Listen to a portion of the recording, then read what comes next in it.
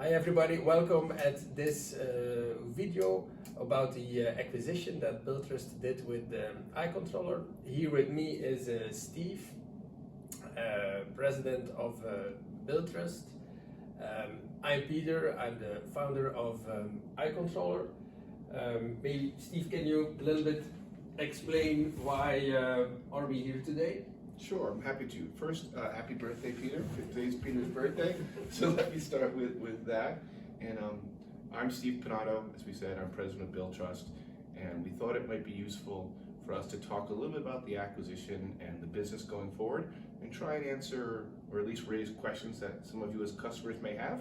So Peter and I will go through this a little bit today, and of course we're always available for any follow-up questions. Before we start, let's give a small view. Let's have a small view at the past. iController was founded in 2007 in the bedroom of my parents' house. Now 14 years later, at 11 October 2021, we have been acquired by Billtrust. The reason why we were acquired is to have more resources on product development and support. But maybe before we go further, it's better that Steve gives us a small introduction on Billtrust. Sure, I'm happy to, thanks. There are some similarities. Billtrust was founded 20 years ago by Flint Lane, who's our current CEO and still founder, of course, in his garage. So very similar kind of humble roots of the business. We've been at it for 20 years. We are in the business of providing SaaS solutions across what we call the accounts receivable spectrum. Sometimes that's called order to cash or credit to cash, but it begins with credit decisioning. So we work with businesses who sell to other businesses. They sell on credit, they don't get paid up front, so they have to decide whether this person can have credit to buy from them. We then have a module on ordering to help businesses order from other businesses, another SaaS solution, another module that we offer to our customers.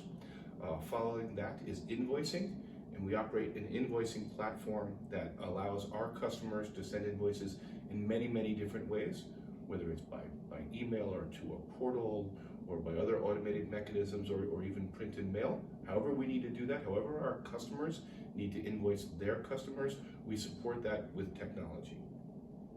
Further to that, we have a deeply integrated payment acceptance layer. So throughout all of our modules, you can accept payments in many, many types, whether it's bank-to-bank transfer, whether it's by credit card, or many other payment modalities. That is a deeply embedded part of the platform. There's also a cash application or cash allocation module that helps businesses take in payments and the information like remittance data and other information that goes along with the payment, which is what is needed to post it back into your ERP and actually turn almost cash into real cash, as iController describes it. And then last, but of course not least, we have a collections module. It is part of our platform, it is a critical part, and it is one of the reasons that led us to iController, because we believe that the iController collections module is one of the best in the world, and we're very excited about that. So maybe I'll talk a little bit about sort of why iController and how we got here from my perspective. We grow both organically, so through our direct sales team, our business grows and we sign new customers and help our customers with additional modules, but we also grow strategically by acquisition and by partnership. So we have purposefully set out to grow our business across the globe, but really beginning with Europe. And we looked at all the companies that exist and the various solutions that we provide, and we're lucky enough to find Peter and meet Peter through that process.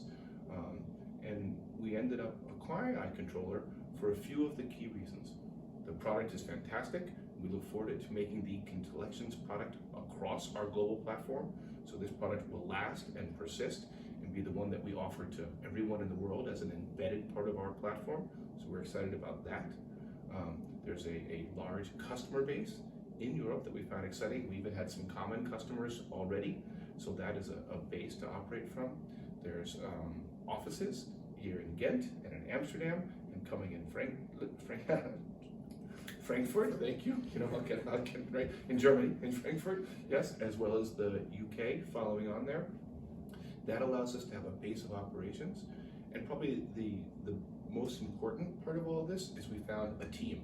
We found Peter, who's of course going to stay on with us. He will run this business for us in Europe, and an entire enterprise that was built focusing on serving customers well, taking customer preferences first, and delighting customers. It fit with how we think about how we win in business, and that's why it made sense to bring these two companies together. So we're excited about that, and now we're on to a new journey going forward. So let me ask you a question, Peter. I know there were many financial sponsors or private equity firms, and maybe even some other strategic acquirers like us who approached you over the years.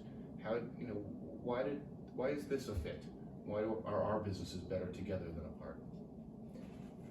Well, it's a good question. For iController, it was very important that our product founded a good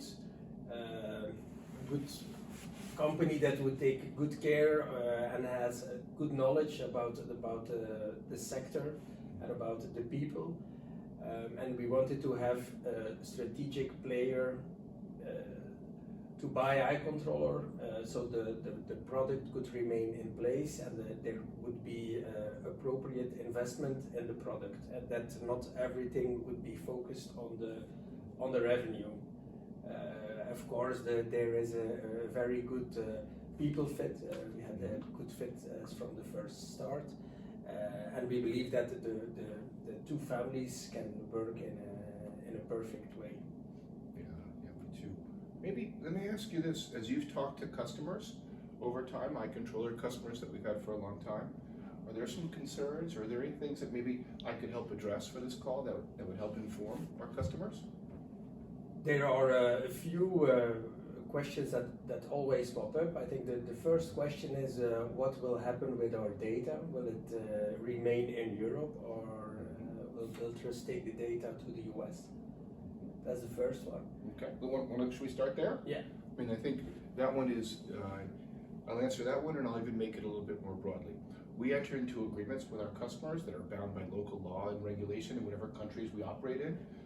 GDPR is a very, very important piece of regulation that we have complied with for years, and of course will continue to comply with. A key tenet of that is data residency and data location. We will of course comply with that. So there is no intent to, or plan, or it's not even sort of legal. It would be a bad business decision on all fronts to move data in a way that does not comply with GDPR. So that is a core element of our business, to ensure that we are compliant with GDPR and any other local regulation or legislation in any company that we have, in any country that we operate. The second question is, where will the product development take place? And there, I think the concern is that in Europe we have certain habits like you have in the US, and I think our customers are concerned that we will remain taking care of their specific requirements on the product development. Yeah, I think while we're talking about that, we should talk about support and implementation and everything else, right? So there is a high quality team between here in Ghent and the other offices in Europe that we intend to expand. There's product development here that really has great pride in this product and development over time. That is the core team that will continue to develop and enhance that product. We have the ability to bring even more resources to bear, so we have development teams in various locations around the world that can help. But product leadership, product management, and product direction will be defined by the team here with support, because we do intend to make it a global product, right? So there's European knowledge, and we've got customers outside of Europe. Today here at iController, it's very, very important. But bringing to bear additional resources and additional context to make it the best collections product globally, I think will also help. Yeah. So it also means that the product development will go faster. Yes. And we will have more experience on board to make a better global product for our customers. That is it. More customers, more experiences. Yeah. But the underlying approach of thinking about what does a collector need to do, how do we make that as efficient as possible, how do we give management insight over a team of collectors, how do we provide automated tools and mechanisms to get as many recoveries as we can in automated ways with insight, continues to persist. I also think there will be an opportunity to take some of the data from things like, invoicing or other experiences across the AR spectrum to make collectors even more effective at what they do, and that may be an opportunity for enhancement.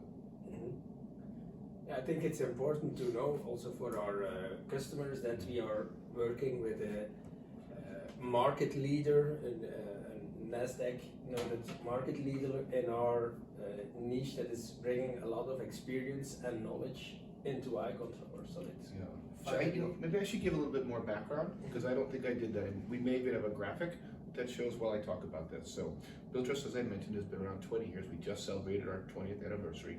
We have more than 2,300 customers. We have nearly 700 employees globally around the globe. The business processes more than $1 trillion in invoice data over time. So we are indeed the leader across the accounts receivable spectrum, and have a series of modules, and we continue to do so. I mean, there is a big need for this. The world has awoken to the opportunity to provide digital transformation and automation in everything accounts receivable.